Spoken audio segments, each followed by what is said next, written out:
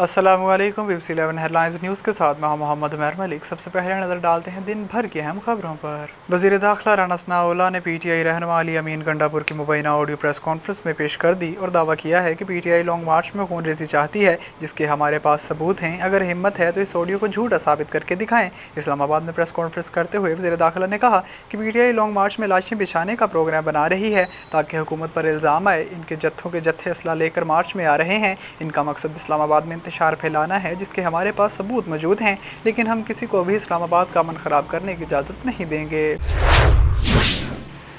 तहरीक इंसाफ ने दूसरे दिन का लॉन्ग मार्च फिरोजवाला में ख़त्म करने और फिर तीसरे रोज़ इसे मुरीद के से शुरू करने का ऐलान कर दिया।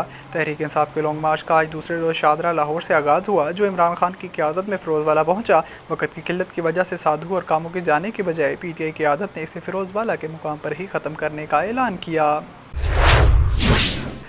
तोशाखाना रेफरेंस में इमरान खान की अपनी नाअहली के खिलाफ दरख्वास्त इस्लामाबाद हाई कोर्ट में समाअत के लिए मुकर्रर कर दी गई। तफसीलात के मुताबिक इमरान खान की अपनी नाअहली के खिलाफ दरख्वास्त की समाअत पीर को इस्लामाबाद हाई कोर्ट के जस्टिस आमिर फारूक करेंगे। इमरान खान की नाअहली का फैसला मुअत्तल होगा या नहीं, फैसला पीर के रोज़ होगा।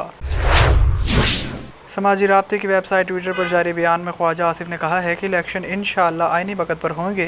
इन्होंने कहा कि सियासी क़ुव्वतों का कौमी मसाइल पर मुज़ाकरात और इत्तफ़ाक़ राय जमहूरी मिजाज का हिस्सा है।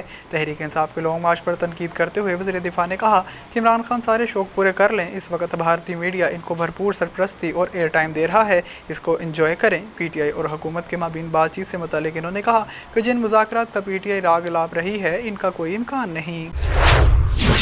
वज़ीर इत्तलात मरियम औरंगज़ेब ने कहा है कि चेयरमैन PTI इमरान खान के साथ मुज़ाकरात की कोई गुंजाइश नहीं। खूनी मार्च की बात करने वालों से किसी किस्म के मुज़ाकरात नहीं होंगे। तफसीलात के मुताबिक मरियम औरंगज़ेब ने अपने बयान में कहा कि फ़ौरन फंडेड फराड झूठे फितने के पास कहने को कुछ नहीं, इनके साथ मुज़ाकरात की कोई गुंजाइश नहीं।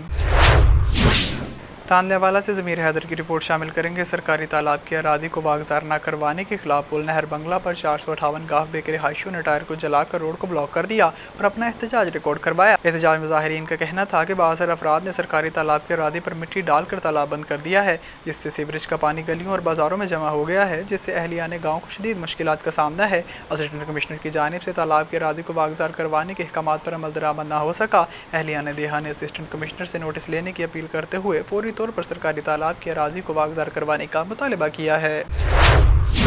अमरीकी महकमा ख़जाना की जानिब से जारी बयान के मुताबिक ईरानी तंजीम को दहशतगर्दों की आलमी तंजीमों की फहरसत में शामिल कर लिया गया है। बयान में मज़ीद कहा गया है कि अमरीका आज़ादी इज़हार और इंसानी हकूक़ को ईरानी हुकाम की जानिब से लाहिक़ ख़तरात के ख़िलाफ़ अपने मौक़िफ़ पर डटा रहेगा। मलून सलमान रुश्दी के सर पर इनाम रखना एक पुरतशद्दुद काम था, जिसकी ईरानी हुकाम की तारीफ़ की। ईरानी तंजीम ने मलून रुश्दी के सर पर $3.3 मिलियन का इनाम मुकर्रर कर रखा है।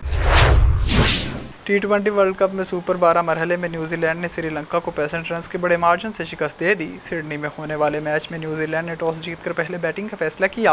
इब्तिदा में न्यूजीलैंड का आगाज़ नहायत मायूस कुन रहा। इसका टॉप ऑर्डर लड़खड़ा गया और दोनों ओपनर्स रफीक एक रन बनाकर आउट हो गए। 1 डाउन पर आने वाले कप्तान केन विलियमसन भी सिर्फ 8 रन बनाकर पवेलियन लौट गए। इस तरह न्यूजीलैंड के सिर्फ 15 रन पर 3 खिलाड़ी आउट हो गए। ताहम इसके बाद मिडल ऑर्डर बल्लेबाज ग्लेन फिलिप्स ने रेत की तरह अपनी टीम की गिरती बैटिंग को संभाला।